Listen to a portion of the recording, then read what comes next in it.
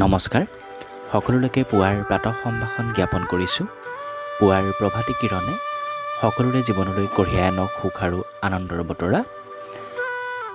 আজি বছৰৰ নৱমটো মাহৰ আৰম্ভণি হৈছে, অৰ্থাৎ ছেপ্টেম্বৰ মাহৰ আজি 1 তাৰিখ শুক্ৰবাৰ 2023 বৰ্ষ আৰু অসমীয়া লেখেৰে ভাদ মাহৰ 14 তাৰিখ 1945 শক।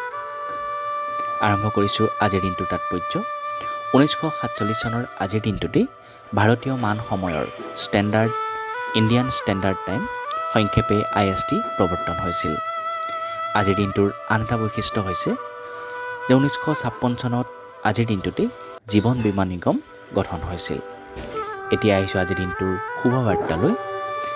স্বামী বিবেকানন্দই কৈছিল, তুমি একান্ত মনে কৰ্মত ব্ৰতী হোৱা, দেখিবা চৌদিশৰ পৰা তোমালৈ ইমান সহায়ৰ হাত আহিব যে চম্ভালাটোৱেই তোমাৰ পক্ষে জটিল হৈ পৰিব।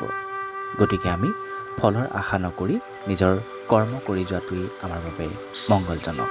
ধন্যবাদ।